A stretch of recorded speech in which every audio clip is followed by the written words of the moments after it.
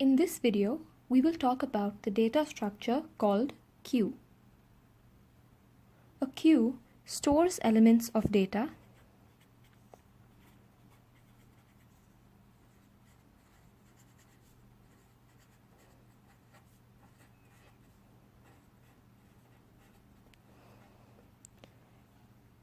and follows the policy of first in, first out.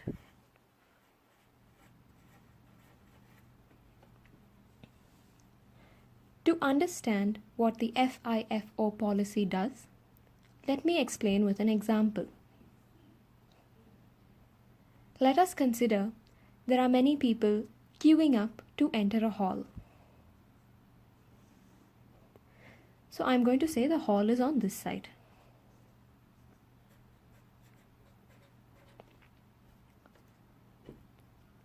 So first, person A will enter the queue for the hall. After person A, person B will enter the queue for the hall. And after B, person C, and after C, person D. Now, when the entry to the hall is permitted, the first person who can enter the hall is person A. So the first person who can exit the queue and into the hall is person A. Person A was the first person to enter the queue and is also the first person to exit the queue. In other words, the first person in is the first person out. It is important to note here that whenever a new person is added to the queue, that person can only be added to the queue at the rear of the queue. And the people who are let out from the queue and into the hall, all deletions from the queue are always made at the front of the queue.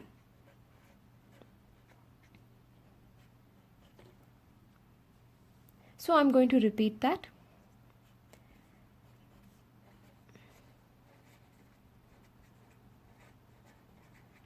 All additions occur at the rear of the queue.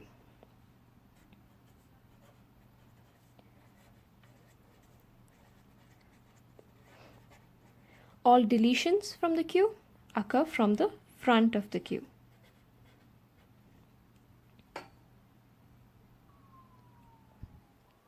So where does a structure like this or such a protocol help us in real life situations? So queues have many applications, but one major application would be the instruction queue in any computer. When the computer is given a set of instructions, the first instruction it will execute would have been the first instruction which would have come into the computer. And so instruction queues in computers work on the principles of queues. Now let us try to write a program for the queue data structure.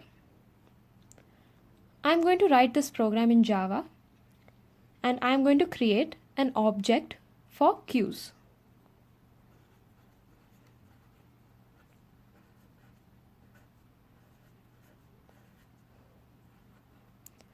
So I have a class queue.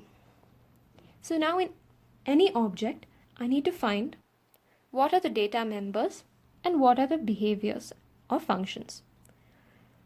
So let's see what the data we need in the class queue. So a queue is a collection of data. So we need some way of collecting data on the queue. The simplest way of representing a collection of data in an object or a programming language like Java is through arrays. So I'm going to give my queue an array called ARR. Now this array can be of any data type, but for this example I am going to give it as integer data type. This means my queue can only contain integer elements.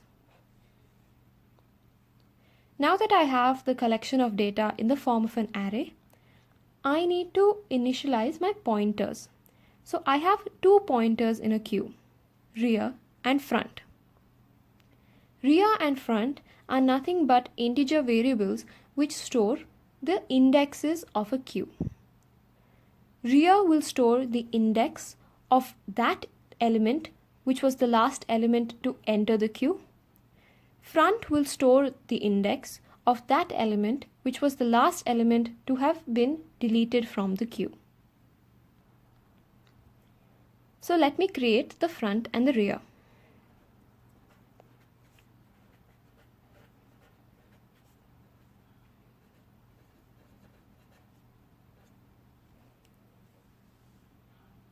Now that we have the data which we need to create a queue, we need to initialize this data.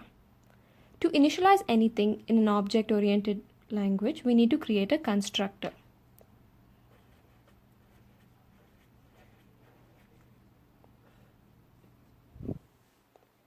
The parameter to the constructor will be a variable called len.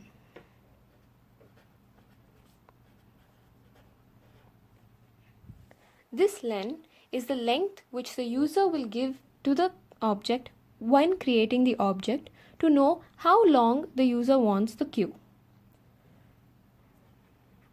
So I am going to initialize the array of my object to the length len, which is given by the user at the time of object creation.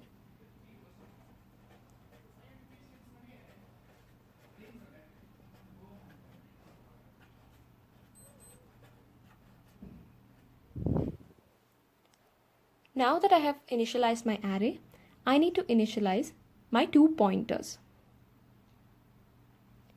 I am going to initialize both front and rear to -1.